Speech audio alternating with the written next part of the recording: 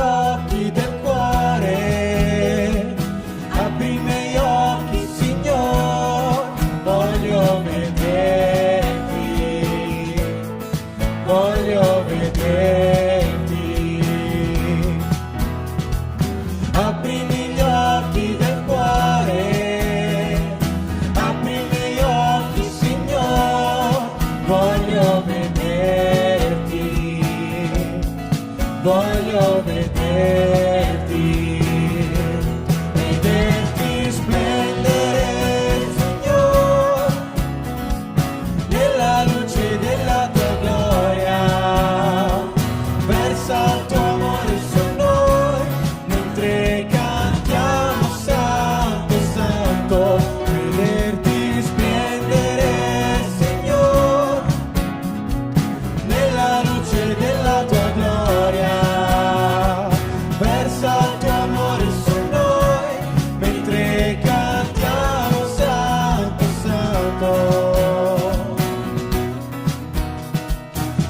Santo, Santo, Santo, Santo, Santo, Santo, Santo, Santo, Santo, voglio vederti. Santo, Santo, Santo, Santo, Santo, Santo, Santo, Santo, Santo, voglio vederti, vederti splendere, Signore, nella luce della tua gloria, versa il tuo amore su noi, mentre cantiamo Santo, Santo, vederti splendere, Signore, nella luce della tua gloria. Versa il tuo amore su noi, mentre cantiamo Santo, Santo. Santo, Santo, Santo, Santo, Santo, Santo, Santo, Santo, Santo, voglio vederti. Santo, Santo, Santo, Santo, Santo, Santo, Santo, Santo, Santo, voglio vederti.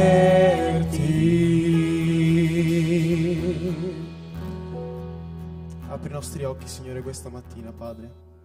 Ti chiediamo in questo momento, Signore, che Tu possa mostrarci la Tua volontà, Signore, fatti sentire in mezzo a noi, Signore, che Tu possa farci sentire la Tua presenza, Signore, farci sentire la Tua voce, Signore. Prepara i nostri cuori, prepara le nostre orecchie, Signore, che possiamo poterti ascoltare con chiarezza, Padre. Prepara il nostro cuore alla Tua voce, Signore.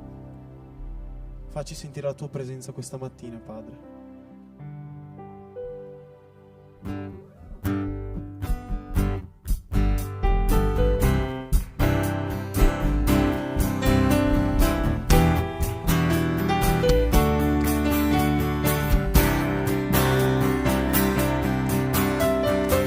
Io ti cerco, vengo a te, Signore, mentre ancora in silenzio sei. Io ti cerco e adesso aspetto te, rivelati a me, Signore, voglio te.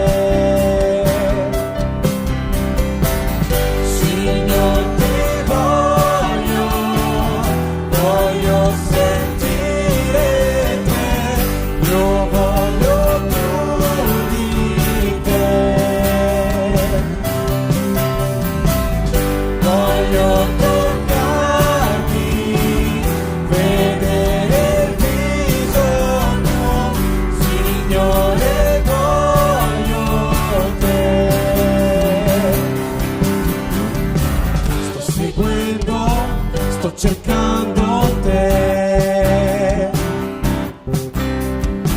la corona conquista. Sto lottando, niente può fermarmi perché sto seguendo te, Signore, voglio te, Signor, ti voglio sentire te, io voglio più di te, voglio toccarti, vedere il viso tuo, Signore, voglio te.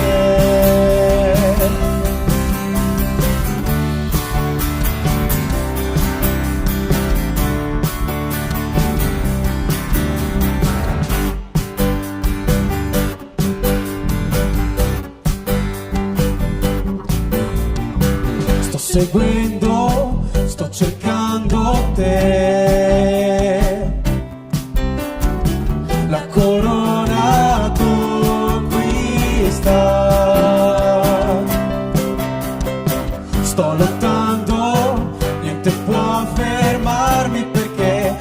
seguendo te, Signore, voglio te. Signor, ti voglio sentire te, io voglio più di te. Voglio toccarti, vedere il viso tuo, Signore, voglio te. Signor, ti voglio sentire te, io voglio più di te. Voglio toccarti, vedere il viso tuo, Signore, voglio te. Signor, ti voglio sentire te, io voglio più di te. Voglio toccarti, vedere il viso tuo, Signore, voglio te.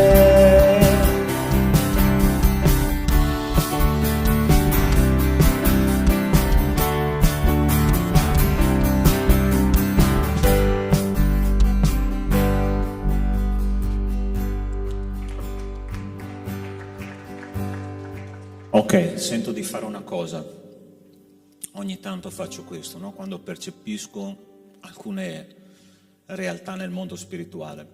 Allora sta attento, hai il cuore caldo per il Signore stamattina?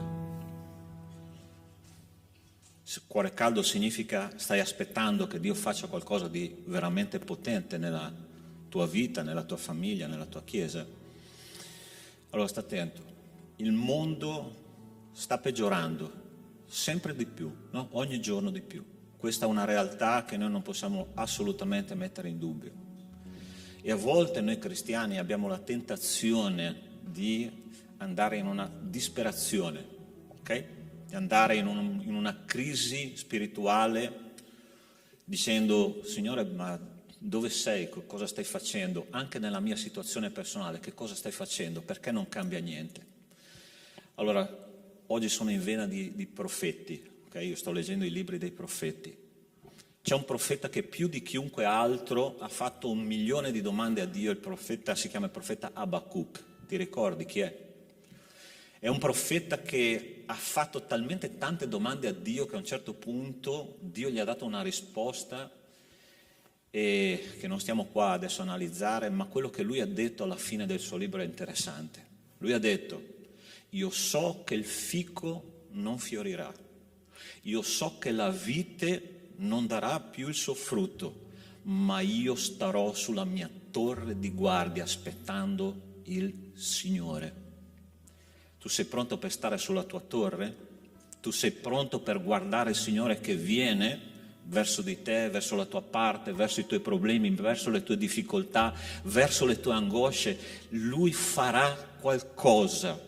E Lui farà qualcosa perché la tua vita serva per dargli onore e gloria. Tu credi questo? Dio sta cercando la sua gloria attraverso la tua vita. Dio vuole manifestarsi attraverso la tua vita. E anche se tutto intorno funziona male, il Signore si manifesterà. Amen, Chiesa. Amen. Tu aspetti il Signore sulla tua torre di guardia, tu guardi Lui arrivare dalla parte dove Lui arriverà, e a volte è interessante che il Signore arriva da parte che neanche tu ti puoi immaginare, no? Lui viene e fa delle cose attraverso delle situazioni che neanche tu ti puoi immaginare, ma il Signore fa questo perché Lui ama stupire il suo popolo. Allora tu vuoi essere stupito da Dio? Sì? Io vorrei fare una preghiera insieme a te questa mattina, ok? Ma non semplicemente al tuo posto. Io vorrei che questo popolo di Dio fosse veramente caldo nell'aspettativa che il nostro Dio arriverà in quella situazione, arriverai in quella difficoltà, arriverai in quell'angoscia e Lui farà delle cose che io e te neanche possiamo immaginarci, ma noi dobbiamo aspettare il nostro Dio, anche quando tutto intorno sembra buio e anche quando tutto intorno sembra andare al contrario di quello che noi aspettiamo. Allora tu vuoi che possiamo pregare così insieme? Vieni qua davanti insieme a me. Io voglio che questo popolo veramente stamattina possa avere un'adorazione strong, qualcosa che veramente fa la differenza in questo popolo che ama il Signore, ok? E io sapevo che c'era bisogno di questo. Lo Spirito Santo parla al suo popolo, Amen. Gloria a Dio per questa Chiesa che ascolta la voce del suo pastore, che è il Signore. Conta sull'opera di Dio nella tua vita, ok? Chiudi i tuoi occhi, apri il tuo cuore, perché il Signore è qua in mezzo a noi e Lui vuole fare un'operazione profonda in noi stamattina, ok? Quando tu tornerai al tuo posto, il tuo cuore sarà diverso, il tuo cuore sarà pieno di aspettativa e di gioia per l'opera di Dio. Nostro Dio, nostro Padre, noi vogliamo stare sulla nostra torre di guardia. Vogliamo aspettare lo Spirito del Signore che lavorerà e farà una differenza in noi e attraverso di noi. Signore, nel nome di Cristo Gesù, questi fratelli e sorelle, Signore, che sono qua davanti, hanno delle aspettative. Signore, quelle che sono per manifestare la Tua gloria, io ti chiedo nel nome di Cristo Gesù che Tu possa soddisfarle. E quelle situazioni, Signore, che non sono sotto il nostro controllo, benedici, Padre, riempi e soprattutto agisci con potenza e con grazia. Signore, grazie per questo popolo caldo, per questo popolo, Signore, che ha bisogno e voglia, Signore, di vederti operare. Benedici, Signore, le nostre vite, benedici le nostre case, le nostre famiglie. Attua una potente opera in noi e attraverso di noi. Grazie, Signore, perché sono sicuro che noi crediamo in un Dio che vive, che è lo stesso ieri, è lo stesso oggi e sempre sarà uguale. E Signore, vogliamo essere uguali anche noi a quei fratelli e quelle sorelle che hanno avuto fede per vedere la Tua opera. Nel nome di Cristo Gesù, amen. Amen. Sei pronto per adorare il Signore adesso? Amen. Meglio di prima? Sì? Riempi il tuo cuore di gioia e di grazia perché Lui è qua in mezzo a noi, ok?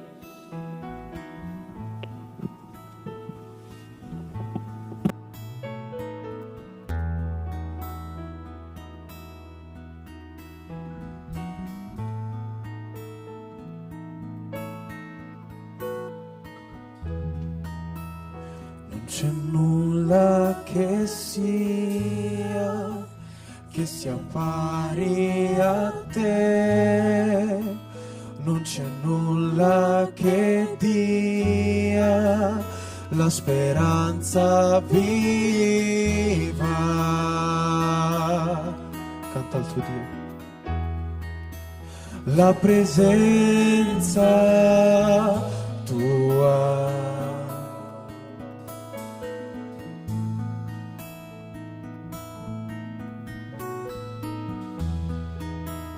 E solo con te sento l'amore che porta la libertà e la vergogna disfa.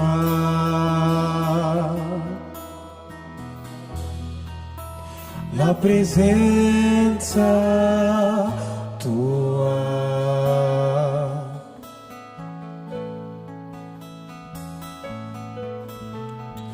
Santo Spirito, vieni su noi, riempi questa chiesa, i nostri cuori, della tua gloria inondaci, Signore, con la tua presenza riempici di te.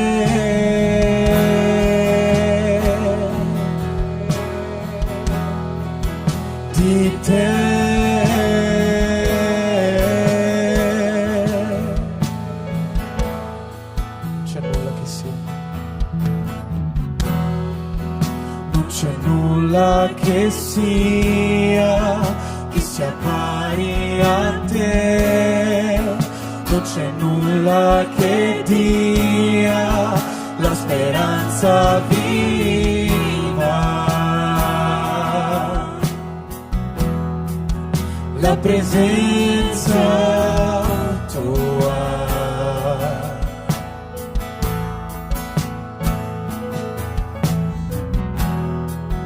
e solo con te sento l'amore che porta la libertà e la vergogna disfa.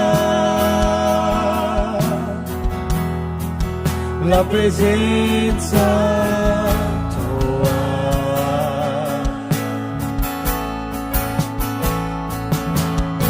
Santo Spirito, vieni su noi, riempi questa chiesa, i nostri cuori, della tua gloria inondaci, Signore, con la tua presenza riempici di te.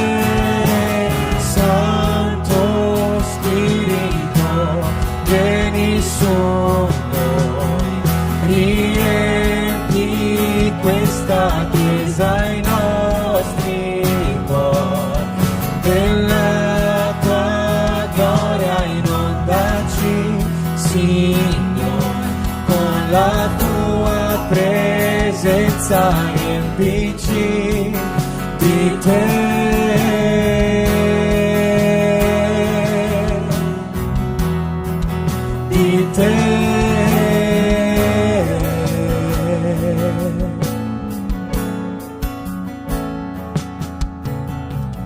Voglio essere più cosciente della tua presenza, realizzare la grandezza della tua gloria.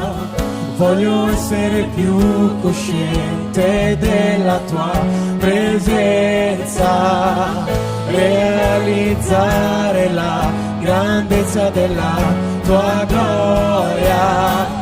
Voglio essere più cosciente della tua presenza, realizzare la grandezza della tua gloria. Santo Spirito, vieni su noi, riempi questa chiesa, i nostri cuori, della tua gloria inondaci, Signore, con la tua presenza riempici di te. Santo Spirito, vieni su noi.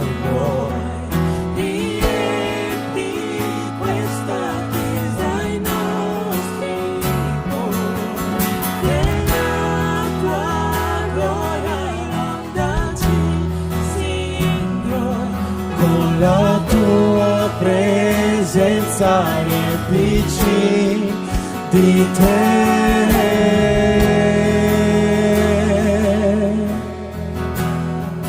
di te,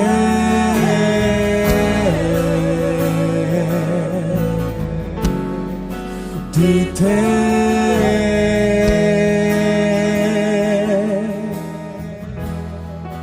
di te.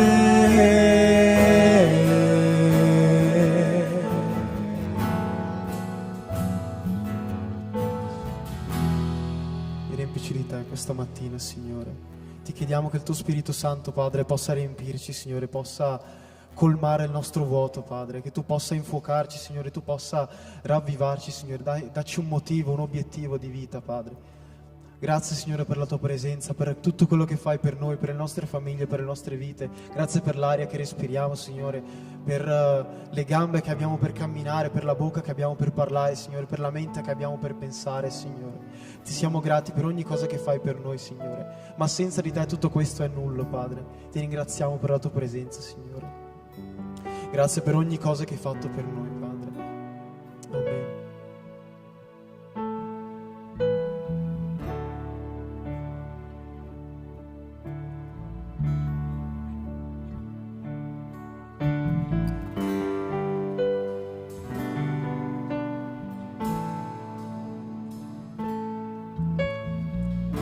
Se la parola dal principio, uno con l'Altissimo,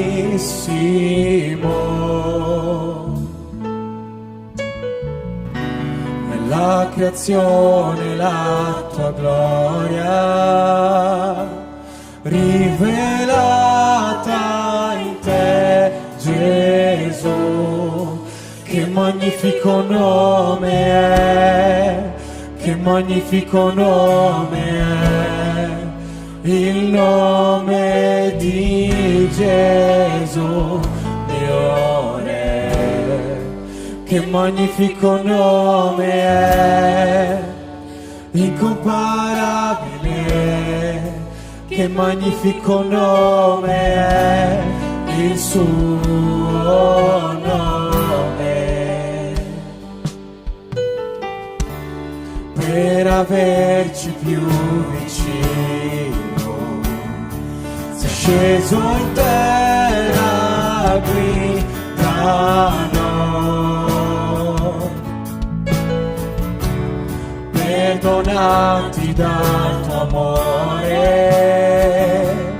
cosa ci dividerà? Che splendido nome è, che splendido nome è, il nome di Gesù mio Re. Che splendido nome è, incomparabile, che splendido nome è, il suo nome. Che splendido nome è, il suo nome.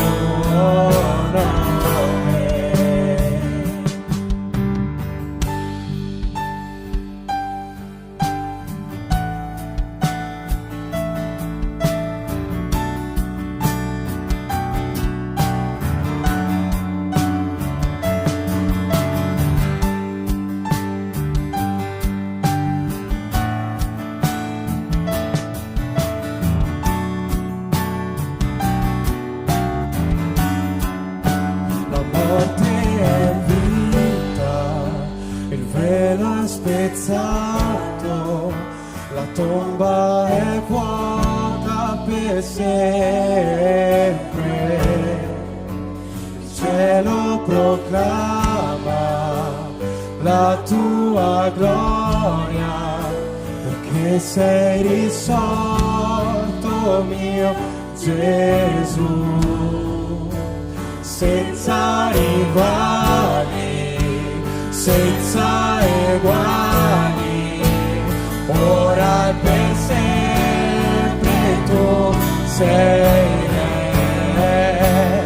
Tu hai il regno, tu hai la gloria, santo è il tuo nome mio Gesù. Che potente nome è, che potente nome è, il nome di Gesù.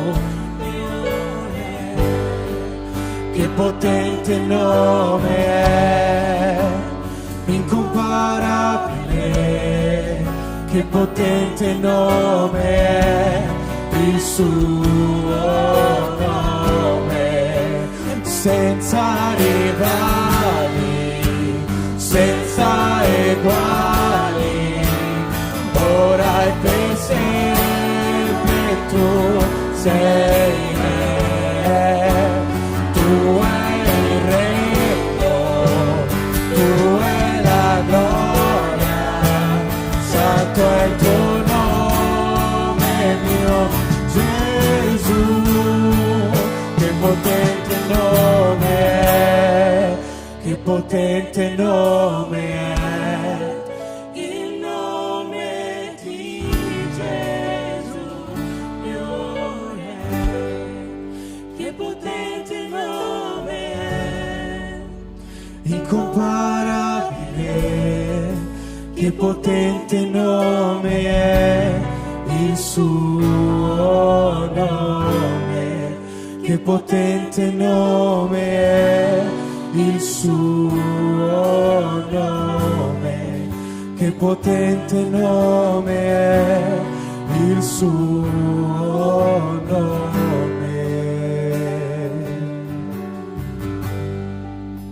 Potente è il tuo nome, Signore. Ogni ginocchio si piegherà davanti alla potenza del tuo nome, Signore. Ogni capo si piegherà davanti a te, Padre. Ogni lingua confesserà che tu sei il Re, Signore. Tu sei potente, Padre. Il Re dei Re, il Messia.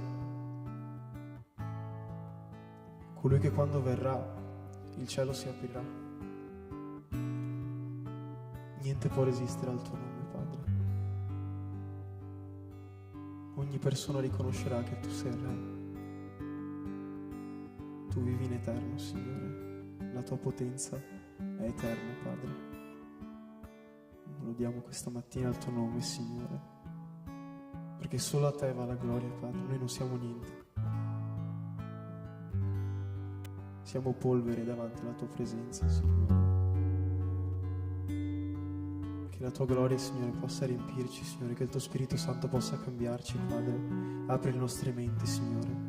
Aiutaci a ascoltare, Signore, la tua voce, Padre. Prepara i nostri cuori, Signore. Che ogni persona possa cambiare, Padre, in base alla tua volontà, Signore. E che la fede non venga mai a mancare, Padre.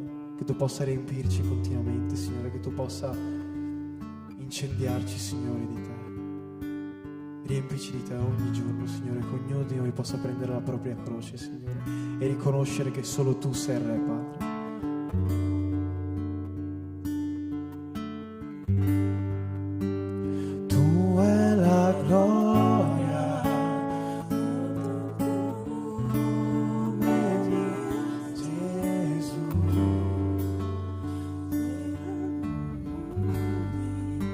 Senza eguali, ora e per sempre tu sei il Re, tu hai il regno, tu hai la gloria, santo è il tuo nome, mio Gesù, che potente nome è. Che potente nome è il nome di Gesù, mio Re. Che potente nome è, incomparabile.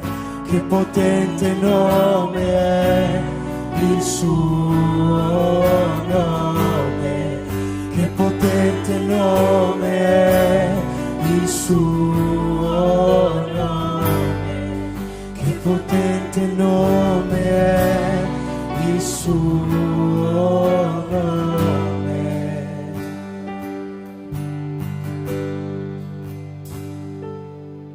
Gloria al tuo nome, Signore. Potete sedervi.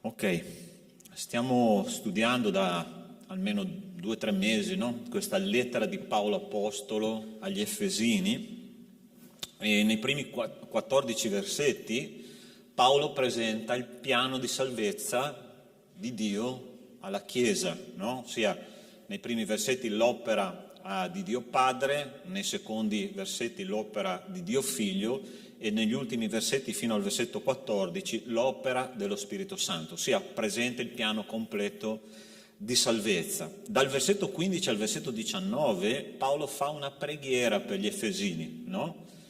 Allora, quello che mi ha stupito di questa preghiera è che sicuramente era una preghiera molto matura, no? Noi vediamo che Paolo, quando ha scritto questa lettera, era in carcere, non era in un posto sicuramente come le carceri moderne, perché le carceri a Roma erano delle carceri veramente molto dure, di isolamento, con delle condizioni umane veramente disastrose, ma la cosa interessante è che lui non prega mai per se stesso, ok?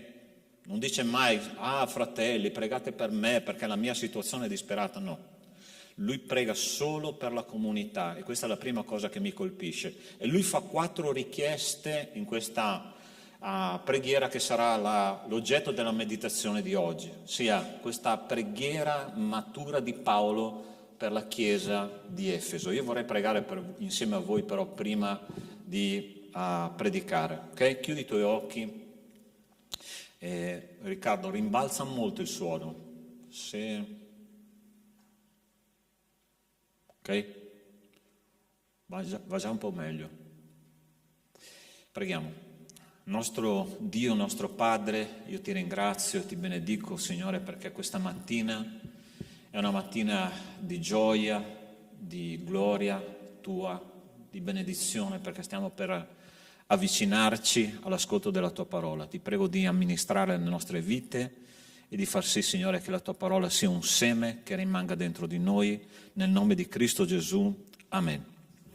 Dice così questa preghiera dell'Apostolo Paolo: perciò anch'io, avendo udito parlare della vostra fede nel Signore Gesù e del vostro amore per tutti i santi, non smetto mai di rendere grazie per voi, ricordandovi nelle mie preghiere, affinché il Dio del nostro Signore Gesù Cristo, il Padre della gloria, vi dia uno spirito di sapienza e di rivelazione perché possiate conoscerlo pienamente.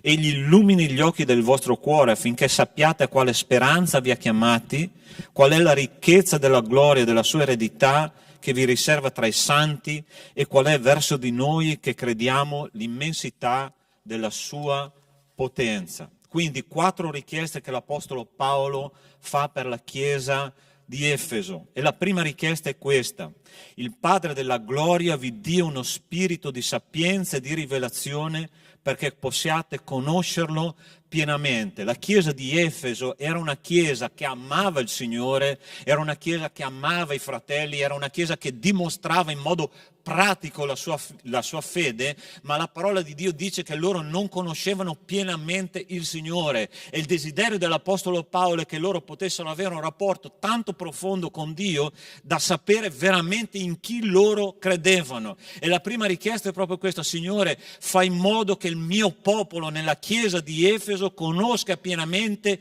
chi tu sei. E a volte, fratelli, è impressionante come la parola di Dio è attuale. Noi tante volte sentiamo parlare di Dio, noi conosciamo anche abbastanza bene le scritture, a volte conosciamo bene versetti a memoria, noi conosciamo la tradizione battista, ma non è detto che questo ci faccia conoscere a fondo il nostro Signore. La preghiera dell'Apostolo Paolo era proprio questa: Signore, che conoscono a fondo veramente chi tu sei. Tu vuoi conoscere chi il Signore è nella tua vita, sì o no? Amen, Chiesa. Allora questa è la preghiera che noi dobbiamo fare stamattina, ma è impressionante questa rivelazione che l'Apostolo ci dà, ossia dice vi dia uno spirito di sapienza. L'Apostolo Paolo era furbo, quando lui diceva una cosa, quando lui scriveva una cosa, lui sapeva esattamente che cosa stava dicendo e il perché lui lo stava dicendo. Noi dobbiamo avere uno spirito di sapienza, uno spirito di rivelazione per conoscerlo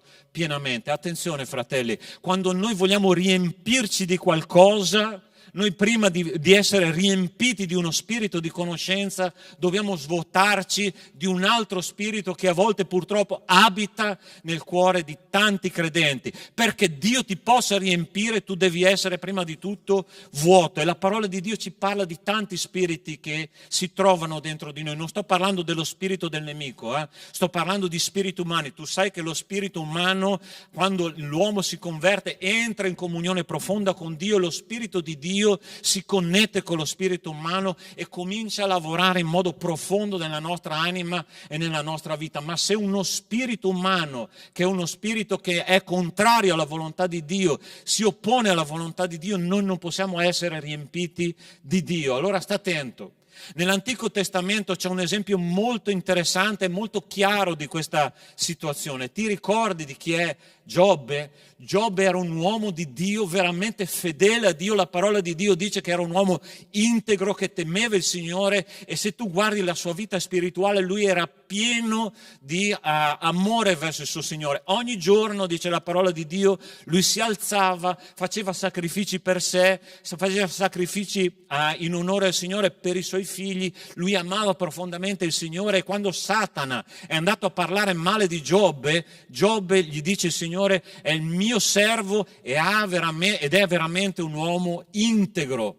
Ma Giobbe non conosceva a fondo il suo Signore, e Dio permette una situazione molto interessante nella sua vita. Dio permette a Satana di toccare il suo corpo, di andare in profondità in una malattia. Lui perde i figli, lui perde tutti i suoi averi, lui perde la salute, e quando questa situazione si realizza nella sua vita, da Giobbe esce fuori uno spirito di arroganza che nessuno poteva sospettare. C'è un punto addirittura, no, dove Giobbe dice: se io potessi andare in faccia a Dio e raccontargli la mia situazione, il Signore mi darebbe ragione. Voi potete immaginare un uomo fatto di polvere, fatto di cenere, andare in faccia a Dio, raccontare a Dio la sua storia, come se Dio non conoscesse la sua storia, e dire: quando Lui saprà la mia situazione, Lui mi darà ragione. Fratelli, è questo che facciamo noi tante volte. Se Dio sapesse cosa io sto passando, forse non lo dici con la bocca, ma nel profondo della tua anima sì.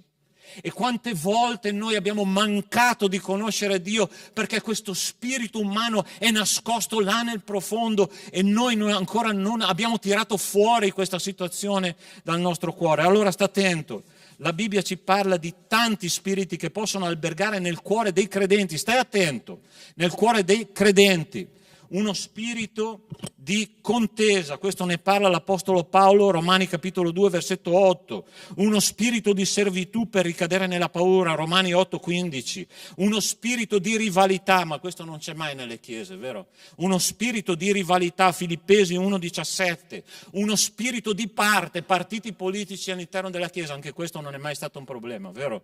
Uno spirito di timidezza, secondo Timoteo capitolo 1, versetto 7. Uno spirito altero, Proverbi 16, versetto 18. Se qualche spirito umano abita dentro nel cuore dei credenti di questo tipo, Dio non può essere riconosciuto pienamente, e noi non possiamo essere in comunione profonda con Dio. Fratelli, sono qua per dirvi che il Signore ha pregato per noi, perché siamo uno, e questi spiriti escano fuori da noi, non spiriti malvagi. Torno a ripetere, tu non sei posseduto dal diavolo se sei un cristiano, ma il nostro spirito umano purtroppo a volte è questo, è uno spirito di arroganza che non permette Dio di riempirci fino in profondità. Ma io sono qua per dirti che è possibile.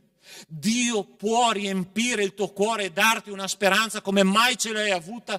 Perché? Perché Dio è un Dio di guarigione, perché Dio è un Dio di potenza, perché Dio è un Dio talmente grande che Lui può fare al di là di quello che noi pensiamo e crediamo. Tu credi in questo? Amen. Tu vuoi che il Signore riempia il tuo cuore di questo. Signore, dacci uno spirito di piena conoscenza di chi tu sei. E quando tu conosci il tuo Dio per quello che Lui è, fratelli, cambia tutto. E tu puoi fare come Abacuc. La cosa peggiorerà. La cosa sarà un disastro intorno a me, sì, ma io me ne starò alla mia torre di guardia perché io conosco il mio Dio.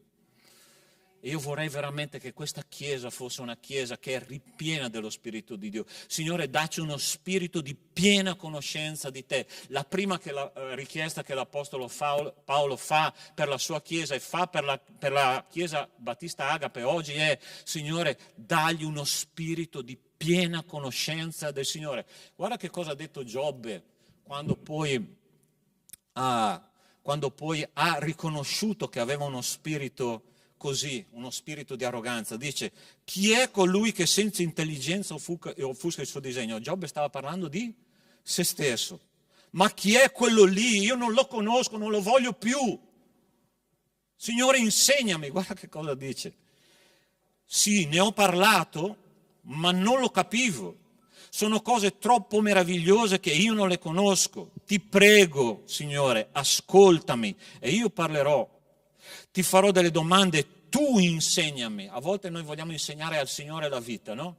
E il Signore dice, sono io che ti insegno, ok? E Giobbe a un certo punto ha detto, io non voglio più sapere del mio vecchio Giobbe, io voglio il nuovo Giobbe che ascolta la parola di Dio, ascolta cosa ci dice il Signore. Ti prego, ascoltami, io parlerò, io ti farò delle domande, tu insegnami. Il mio orecchio aveva sentito parlare di te, ma ora l'occhio mio ti ha visto, perciò mi ravvedo, mi pento sulla polvere e sulla cenere. Questa storia è meravigliosa alla fine, perché il Signore, sai che cosa dice la parola? Che Giobbe ha ricevuto il doppio di tutto quello che aveva perso. Tu vuoi il doppio di quello che stai vivendo adesso? Fai uscire fuori il tuo spirito, lascia che il Signore riempia il tuo cuore con il suo spirito e lascia che Lui ti insegni com'è la vita. Fratelli, più ci umiliamo, più siamo mansueti, più ci lasciamo guidare, più il Signore ci benedice. E io voglio la benedizione di Dio, tu vuoi la benedizione di Dio.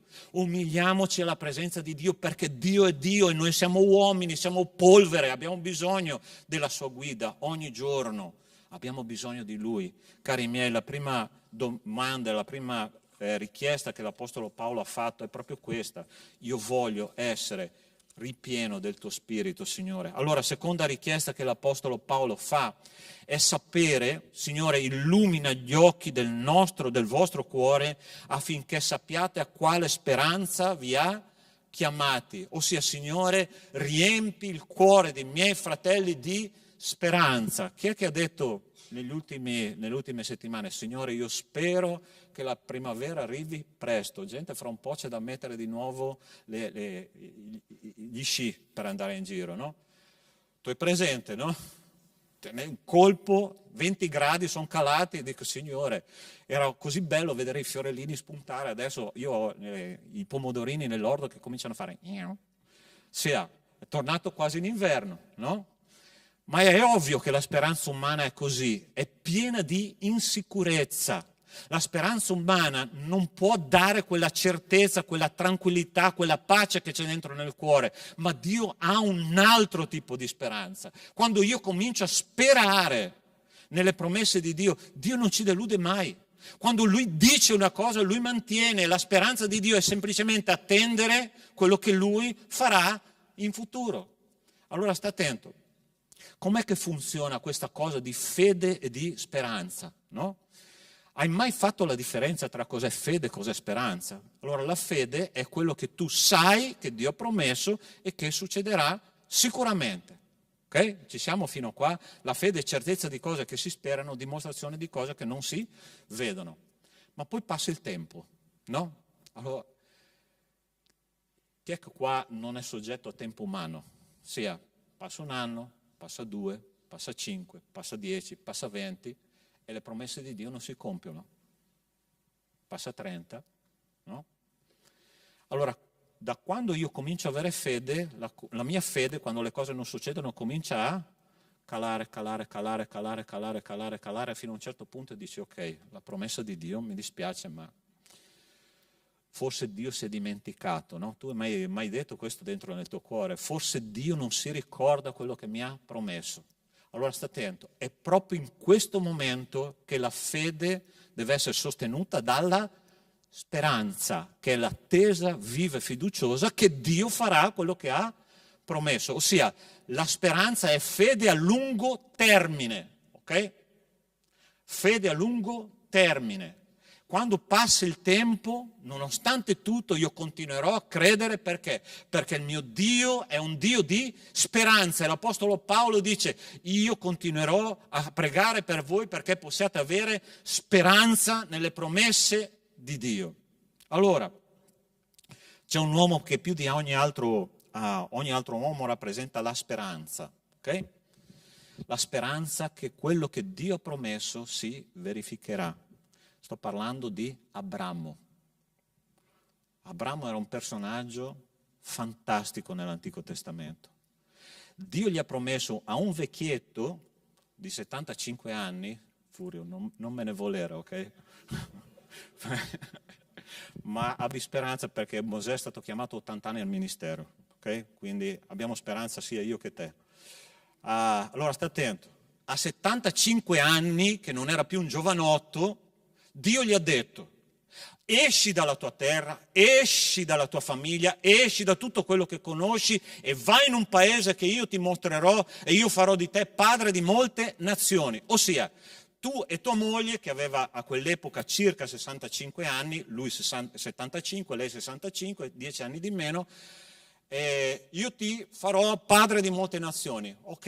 E lui fa questa promessa e passa un anno, e passa 2, passa 5, passa 10, passano quasi 25, 24 di preciso, e loro avevano già pitturato la tenda di azzurro, avevano già preso il passeggino, no? Però qua il tempo passa ma non succede niente. E dopo 24 anni che loro aspettavano questa promessa, il Signore torna a un certo punto e gli dice: Abramo, l'anno prossimo, dopo 24 anni, ok, di attesa, l'anno prossimo, quando io tornerò, tua moglie sarà incinta e questo sarà l'erede che ti darà una moltitudine di nazioni in tutta la terra. Interessante la risposta di Abramo: Signore, ma com'è possibile? Io ho 99 anni, mia moglie ha 90, ok? Come succederà questo? Perché qua non funziona più niente. Okay? La parola di Dio dice in Romani capitolo 3 che aveva un corpo svigorito. Interessante come fa la parola di Dio, no? Un corpo svigorito, cosa significa? Che non funziona più? Niente, 99 anni e sua moglie 90, un grembo praticamente secco, asciutto. Ma quando arriva Dio, Dio fa le cose, okay? Nel tempo giusto, nel momento giusto, Lui ci dà la speranza per continuare a credere, ok? Allora sta attento che cosa dice, andiamo avanti in questa slide. Allora, dopo questi fatti, la parola del Signore fu rivolta in visione ad Abramo dicendo: non temere, Abramo. Ok, Signore, sono passati 24 anni, ma io ci credo ancora. Io sono il tuo scudo, la tua ricompensa sarà grandissima. Lo condusse fuori e gli disse: guarda il cielo e conta le stelle, se le puoi contare, e soggiunse: tale sarà la tua discendenza. Egli credette. Allora, qual era l'impedimento che poteva dare speranza a Abramo? Quando Dio ha fatto la promessa ad Abramo dopo 24 anni, dove era lui? Dentro nella tenda. Il suo sguardo batteva contro il soffitto della tenda e Dio gli ha detto: vieni fuori dalla tua tenda, vieni a vedere il cielo, perché io ti do una prospettiva diversa delle mie promesse e tu continuerai a sperare e a credere. Sai perché noi non crediamo più? Perché noi contiamo sulle nostre forze, sulla nostra prospettiva umana. Quando noi cominciamo a vedere le cose dal punto di vista di Dio, le cose cambiano. Perché Dio è Dio e ci dice: esci fuori dal tuo modo di pensare e comincia a pensare con i miei pensieri, perché io sono Dio. Amen, Chiesa? Esci fuori dalla tua tenda, caro mio. Esci fuori dal tuo modo di pensare, perché Dio ti ha fatto una promessa e Lui la manterrà. Non fissarti sul pavimento, non fissarti sul soffitto, ma fissati sulla visione di Dio per la tua vita. Amen. Tu vuoi uscire da quella tenda? Guarda le stelle del cielo, perché il Signore ci dà questa prospettiva, ma noi dobbiamo continuare a crederci anche se il tempo passa, perché il nostro Signore non è condizionato dal tempo. Questa è la nostra prospettiva a cui dobbiamo credere. Smetti di farti condizionare dal tempo. Io mi sono distratto un attimo e a dicembre, 26 dicembre, sono passati 60 anni. Ok? Lo dico: Signore, a settembre facciamo 30 anni di matrimonio io e mia moglie. Ma, fratelli, come passa il tempo? Ma è una roba impressionante. E tante cose Dio che ci ha promesso Dio ancora non si sono compiute, ma io continuerò a sperare, perché il mio Dio non è condizionato al tempo, ok? Il mio cuore vuole essere pieno di speranza, perché se non spero io sono disperato. La disperazione, fratelli, non è di un cristiano. Io posso avere dei dubbi, io posso avere dei momenti di fragilità, io posso avere una depressione spirituale, anche Abramo ha avuto, ok? La moglie di Abramo ha avuto, siccome il Signore si è dimenticato di me, allora vai con la mia serva Agar e fa un figlio, perché così? Perché il Signore si è dimenticato di noi, no? E quando Dio arriva nella vita di Sara, ti ricordi che cosa lei ha fatto quando Dio gli ha promesso il figlio? E lei si è messa a ridere, ok? Ah sì, però Dio è interessante che Dio è ironico, no? Sapete come Sara ha dovuto chiamare suo figlio Isacco? Sai cosa vuol dire la parola Isacco nella lingua ebraica? Vuol dire ridere. Allora, prova a immaginare tutte le volte che Sara chiamava suo figlio e gli diceva ridere, vieni ridere. Ossia, Dio gli ha ricordato per tutta la vita che quando Dio gli ha fatto la promessa, lei si è messa a ridere. Ok, tu vuoi ridere, riderai per tutta la vita, così ricorderai la mia promessa. È così che funziona nella mente di Dio. Dio è anche ironico. Hai visto che dopo tanto tempo io arrivo nel momento giusto? Hai visto che io rido insieme a te quando arriverà la promessa? Dio si mette a ridere insieme a noi, ma Lui ci prende anche un po' in giro nel modo benevolo, perché noi possiamo ricordare che Lui è Dio. Signore, riempi il popolo di Dio di speranza. Tu vuoi essere una persona di speranza? Tu vuoi sostenere la tua fede, andare avanti con il tuo Signore, perché Lui quando promette, fratelli, Lui mantiene. Ok? Seconda richiesta, siamo solo alla seconda richiesta.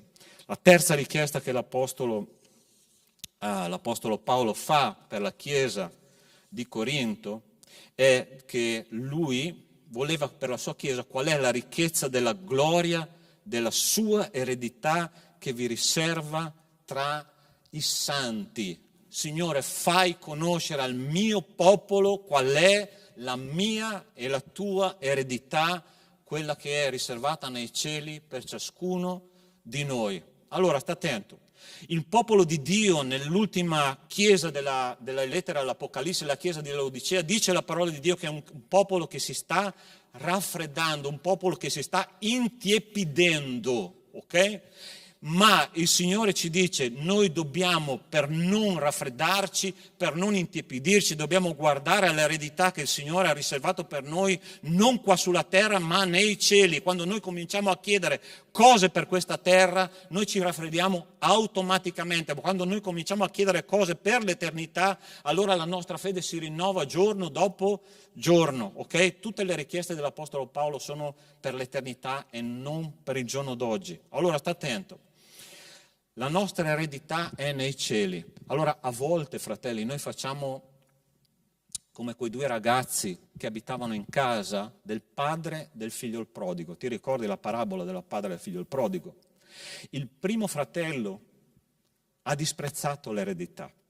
Signore, io voglio che tu mi dia la mia parte di eredità, perché questa eredità per me è una difficoltà che mi impedisce di vivere la mia vita quotidiana e io voglio andare a divertirmi.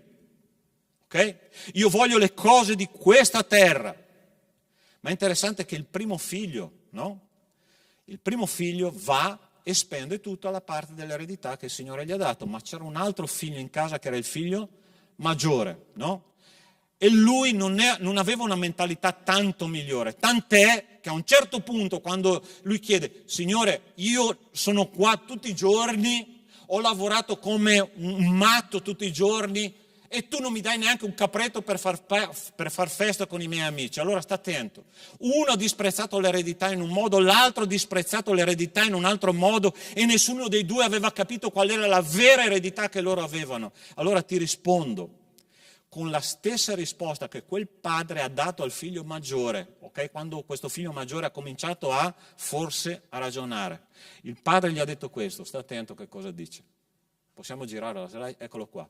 Figliolo, tu sei sempre con me e ogni cosa mia è tua. Allora ti do una buona notizia, ok? La tua eredità è la presenza di Dio nella tua vita. Quando Dio abita nella tua famiglia, è tutto. In Cristo noi abbiamo tutto pienamente. La tua eredità non è qua sulla terra, è nei cieli. E quando Dio dice, io sarò con voi ogni giorno fino alla fine dell'età presente, Lui mantiene la sua promessa in qualsiasi punto della tua vita, che tu sia in un tunnel buio, che tu stia passando per un villaggio assolato, che tu stia passando un momento meraviglioso della tua vita. Sai che cosa Dio dice? Io sono con te ogni giorno fino alla fine dell'età presente. La presenza di Dio è quello che conta di più nella nostra vita. Avrai problemi? Sì o no? Gesù è stato bugiardo quando ha detto nel mondo avrete tribolazione. Ma quando Dio è a fianco a me nella tribolazione, gente, quella è la mia eredità. Quella è la mia eredità. E questi due ragazzi, nessuno dei due aveva capito. Uno solo, a un certo punto gli è venuto un barlume: nella casa di mio padre ci sono gioie in abbondanza, ci sono abbondanza nel cibo, nella salute, nei vestiti, in tutto quello che quel padre può fare per me. Io tornerò indietro e voglio rivestirmi di un nuovo vestito perché adesso puzzo un po' di maiale. Ok? Tu sai che lui era andato in mezzo ai maiali a pascolare, voleva addirittura mangiare le carrube dei maiali. A volte noi facciamo così, fratelli.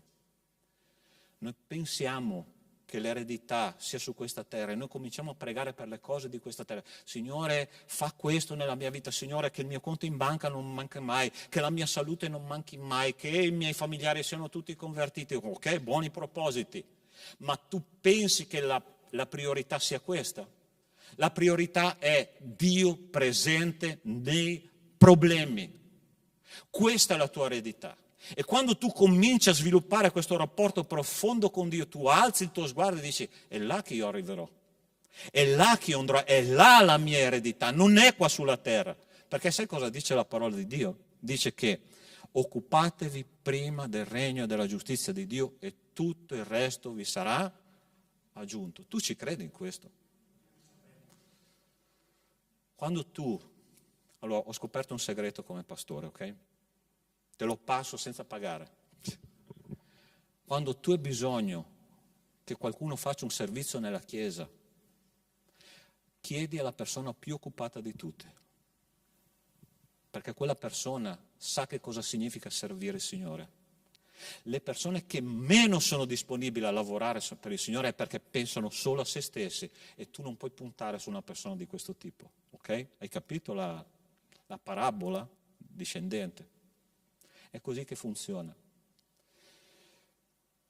Io non so, fratelli, che cosa il Signore può dirci di più di questo. C'è l'ultimo punto che vorrei considerare insieme a voi, che è questo che si trova nell'ultimo versetto. E qual sia verso di noi che crediamo l'immensità della sua potenza. Ok? Allora c'è un discepolo che più di ogni altro ha rappresentato la potenza di Dio nella sua vita. Io credo, almeno. Se qualcun altro ha qualche idea io rispetto, ma questo discepolo rappresenta esattamente quello che Dio vuole fare attraverso ciascuno di noi. Ti ricordi della storia di Pietro? Maestro, durante l'ultima cena, no? Tu sai che Pietro era lo sparagrosso di turno, quello che si dice qua in Italia, lo spaccamontagne o detto in dialetto lo spaccaverze, no? Sia quello che lui era lui, no? Ah, maestro, se tutti ti abbandonassero io ti seguirò fino alla fine. Ok. Appena hanno cominciato a dire: io ti conosco, tu sei quello che era insieme a Gesù. No, io? Ma stai scherzando? Ma neanche morto, non conosco quell'uomo. No? Per 3 volte lui ha rinnegato il Signore Gesù, ok? E lui ha vissuto un fallimento, perché quando Gesù usciva dal Sinedrio, giudicato dai 70 anziani, ha guardato quel discepolo e lui ha cominciato a piangere, dice la parola di Dio, amaramente, ok? Lui aveva fallito. Qualcuno insieme a me fa parte della nave dei falliti? Hai mai fallito in vita tua? Bello il fallimento, vero? Che gioia che ti dà il fallimento, che coraggio che ti dà il fallimento, no? Pietro aveva fallito in un modo così eclatante, così profondo e così forte. Sai che cosa aveva deciso di fare? Torno a pescare. E lui era un leader e insieme a lui ha portato altri 6 fratelli. Dice là nella parola di Dio in Giovanni capitolo 20 e 21. Okay? Le sue speranze erano morte, le sue speranze erano andate in fondo al mare, le sue speranze erano tornate alla rete da pesca. Ma Gesù, che voleva attraverso la sua vita manifestare la sua potenza, Gesù va a riprendere Pietro sulle rive del mar di Galilea e gli chiede per 3 volte: Pietro, mi ami tu? Signore, ma sai tu sai ogni cosa, no? E gli tira fuori tutto quello che lui aveva dentro, ossia il senso di fallimento. Signore, ho fallito, tu conosci ogni cosa, tu sai che io non ti amo come tu vorresti, io ti amo come un amico, ma non sono disposto ancora a dare tutto per te. Pietro, vai a pascere le mie pecore.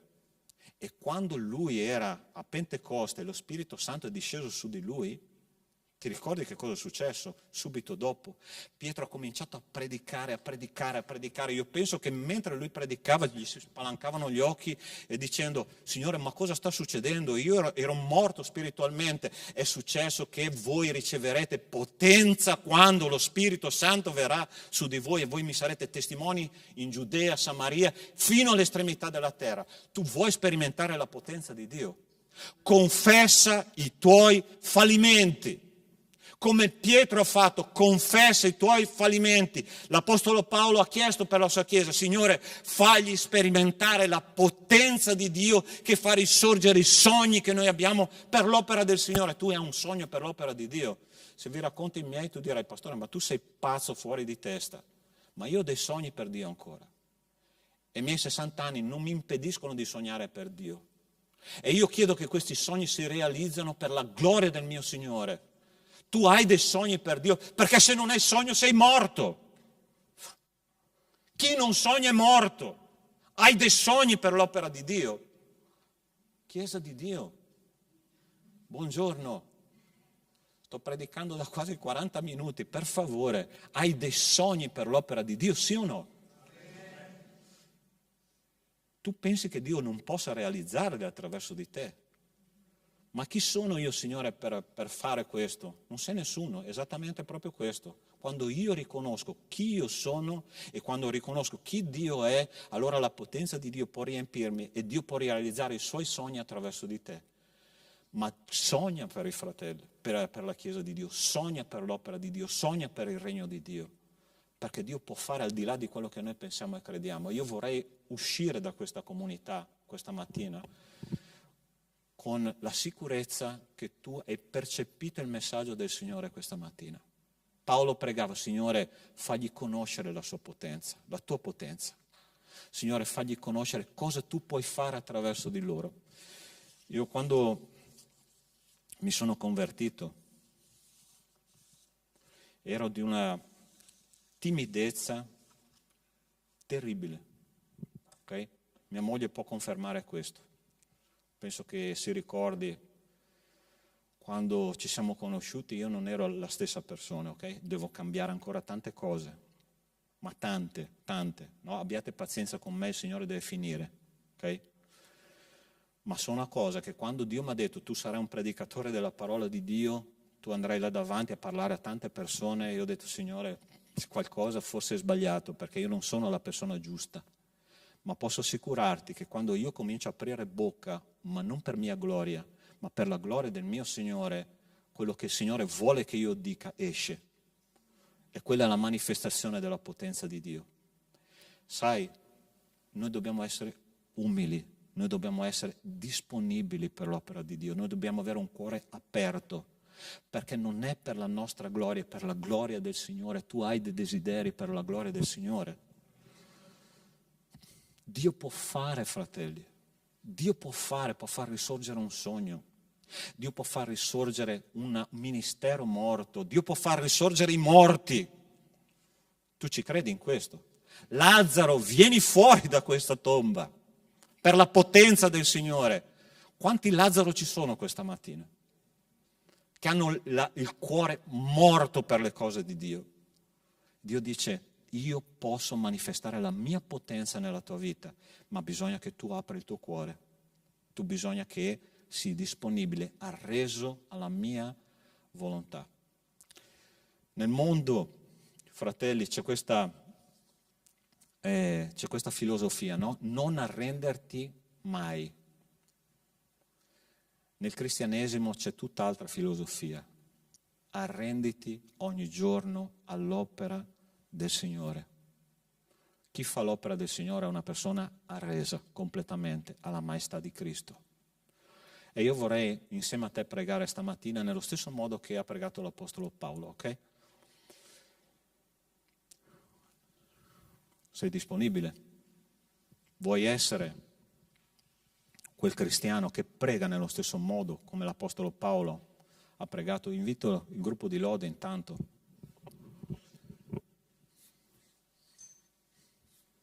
Mentre si prepara il gruppo di lode, io ti invito a parlare col Signore in questo momento. Ti invito a vedere la tua situazione spirituale nei confronti di questo testo biblico. Come abbiamo predicato stamattina, il Signore è qua in mezzo a noi e Lui vuole usare la sua Chiesa. Vuole usare la sua Chiesa che sia una Chiesa piena di speranza, una Chiesa arresa alla sua volontà, una Chiesa che conosce pienamente il Signore, una Chiesa che è attenta alla voce di Dio. Dio vuole manifestarsi in mezzo a noi. E ti chiedo in questo momento che tu possa fare una scelta, ok? Che tu possa conoscere Dio come ce l'ha descritto l'Apostolo Paolo. Dobbiamo uscire dalla nostra tenda e dobbiamo guardare le cose dal punto di vista di Dio, con la prospettiva di Dio. Ciò che è morto può risorgere. Ciò che è vuoto può essere riempito. Ciò che stai dicendo non è possibile, nel vocabolario di Dio la parola impossibile non esiste, perché Dio è Dio. E io vorrei pregare insieme a te che il Signore possa fare un'opera nel tuo cuore, come Lui ha fatto nel mio attraverso questo messaggio. Nostro Dio, nostro Padre, che preghiera matura che ha fatto l'Apostolo Paolo. Una preghiera che è stata fatta per la Chiesa di Efeso più di 2000 anni fa. Ma è la stessa preghiera, Signore, che io faccio questa mattina a te. Signore, nel nome di Cristo Gesù, tu stai cercando un popolo con un cuore caldo, un popolo che vuole fare la tua opera, un popolo che faccia la differenza, un popolo disponibile. E tu che sei qua stamattina, che stai dicendo, Pastore, questa parola, questo messaggio era per me. Io vorrei fare un appello a tu che hai un cuore che si sta arrendendo al Signore. Ti chiedo di alzarti in piedi in questo momento esattamente dove tu sei, perché io voglio pregare insieme a te. Amen. Amen. Amen. Gloria a te, Signore. Il Signore è qua in mezzo a noi. E se c'è qualcuno qua stamattina che sta dicendo, Signore, io non ti conosco di persona, mi è piaciuta la parola di Dio, ma io vorrei che tu fossi parte della mia storia, parte della mia vita. Io voglio arrendermi a te questa mattina, Signore. Io voglio confessare che sono separato o separata da te a causa del mio peccato. Io sono stato creato nel peccato. Tu sei stato creata nel peccato, ma Cristo è morto perché questo peccato passasse su di Lui e affinché la sua giustizia passasse sopra di noi. Signore, perdonami per questo. Io voglio che tu cambi la mia esistenza, io voglio che tu sia il mio Signore. Se c'è qualcuno che sta pregando così, Signore, io ti prego in questo momento di sigillare questa decisione con il tuo Santo Spirito e che tu possa portare alla salvezza questa persona, che sia uomo, che sia donna, bambino, anziano, giovane, non importa. In questo momento la tua promessa si compia nel suo cuore, Signore. Padre Santo, io ti ringrazio perché tu hai fatto un'opera questa mattina nella tua Chiesa, e se c'è qualcuno che ci sta ascoltando online, Signore, che sta facendo la stessa preghiera, benedici, Signore. Metti il tuo sigillo su questa preghiera e che tu possa, Signore, salvare non soltanto per la vita eterna, ma salvare dal modo di pensare di questo mondo. Grazie Padre per il tuo popolo sensibile alla tua voce. Nel nome di Cristo Gesù. Amen. Hai sperimentato la presenza di Dio stamattina? È valsa la pena venire al culto, sì? Amen. Trevigiani, e non sto parlando di trevigiani di origine, ok? Trevigiani che abitano a Treviso. Non andate ai monti, ai mari alla domenica, venite qua a adorare il Signore. Senza una domenica con l'adorazione al Signore sembra tutto vuoto. Quando io non vado al culto una domenica per qualsiasi motivo, che non mi sento bene perché purtroppo ci sono delle difficoltà, io sono vuoto. Dio vuole riempirci con la sua conoscenza. Amen? Sei pronto per adorare di nuovo? Dai un abbraccio alla persona vicino a te, dai un incoraggiamento, ok? Siamo una chiesa, una comunità, che il Signore ci possa benedire.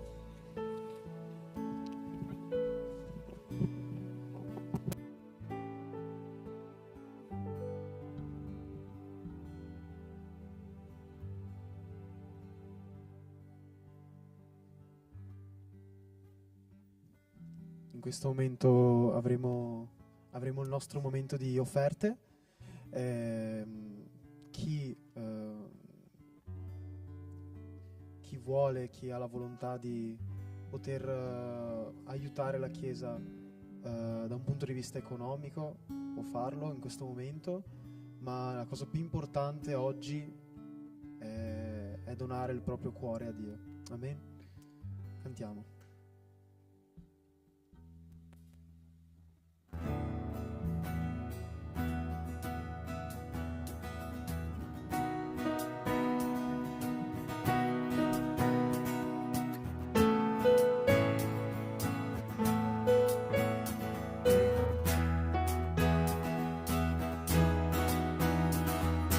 Aprimi gli occhi del cuore, aprimi gli occhi, Signore, voglio vederti,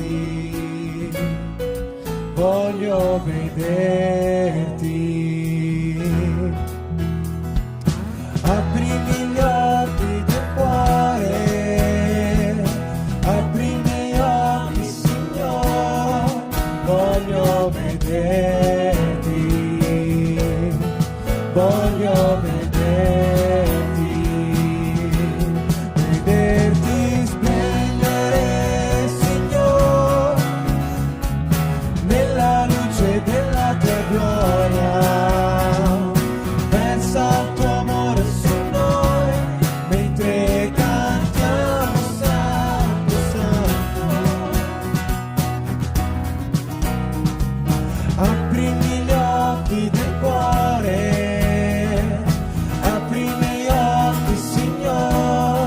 voglio vederti, voglio vederti. Aprimi gli occhi del cuore, aprimi gli occhi, Signore, voglio vederti, voglio vederti. Vederti splendere, Signore, nella luce della tua gloria.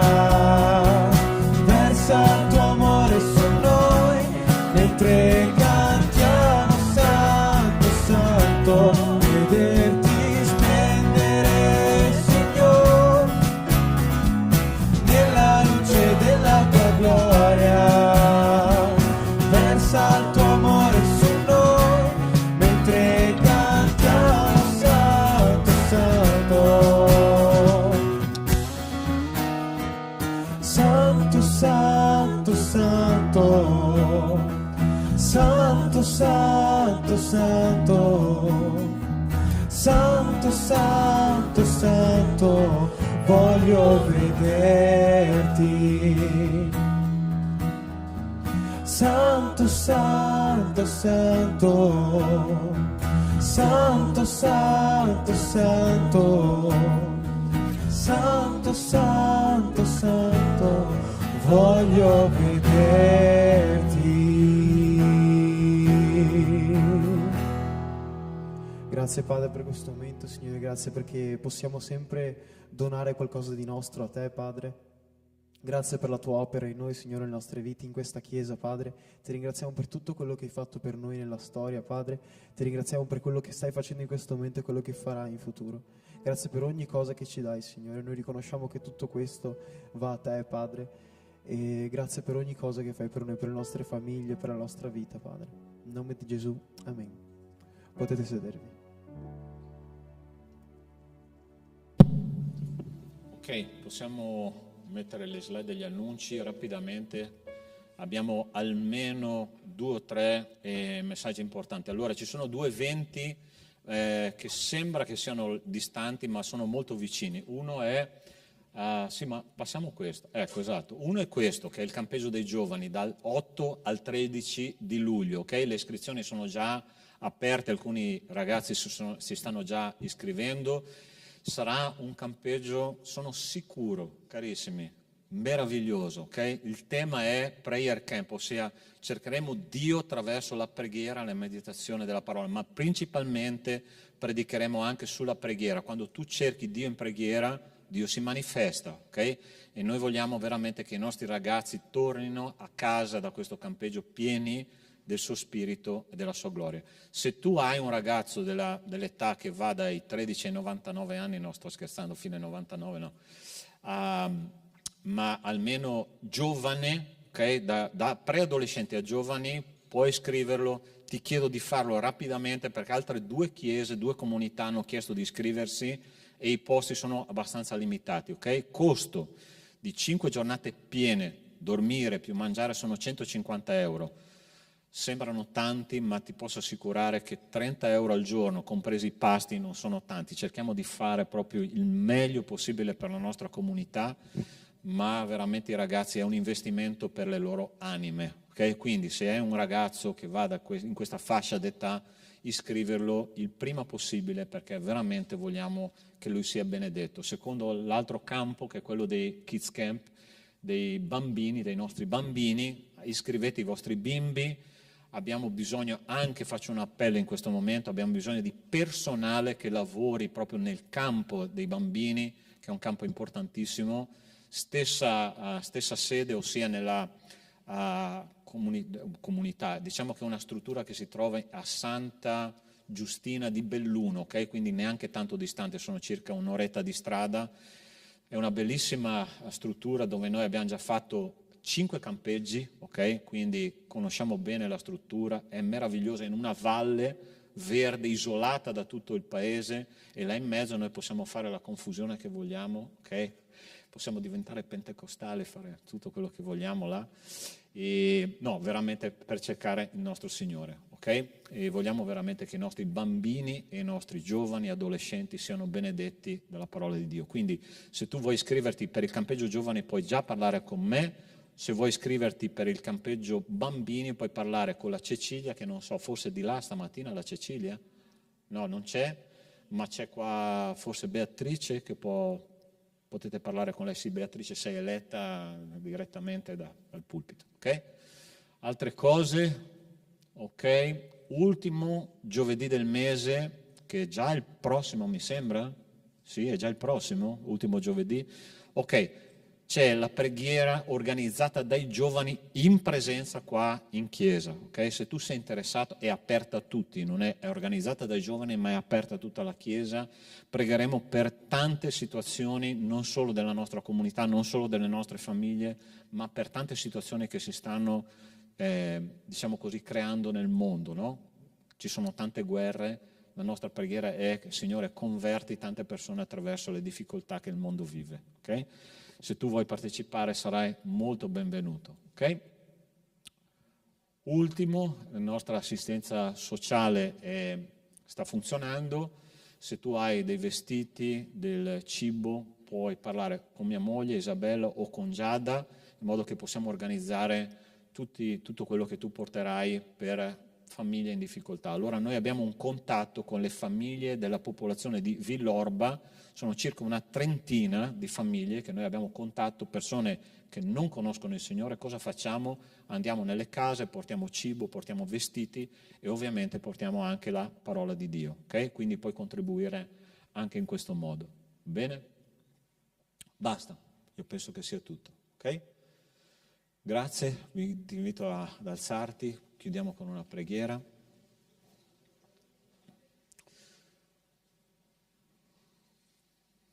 Marcello, vieni qua a pregare per noi, ok? Poi passi la parola a me per chiudere. Amen. Preghiamo. Padre Santo, grazie per la tua bontà verso di noi, Signore. Noi questa mattina vogliamo ringraziarti perché la tua parola è stata chiara, Signore, e io sono sicuro che ha trovato posto nei cuori, nel mio cuore in primo luogo, Signore, e nei cuori dei miei fratelli. Benedici questa Chiesa, benedici, Signore, la nostra storia, benedici il nostro futuro. Noi vogliamo fidarci di te. Sappiamo che fino adesso, fino ad oggi, a questo momento, tu ci hai condotto e la tua parola non tornerà mai vuota. Signore, noi siamo sicuri di questo. Grazie, grazie nel nome santo di Gesù. Amen. Signore, adesso che torneremo alle nostre case, ti chiedo che l'amore di Dio nostro Padre, la grazia salvatrice di Cristo e le consolazioni dello Spirito di Dio con noi siano e con tutto il popolo di Dio su tutta la terra, da oggi e per sempre. Amen. Buona settimana, Dio vi benedica.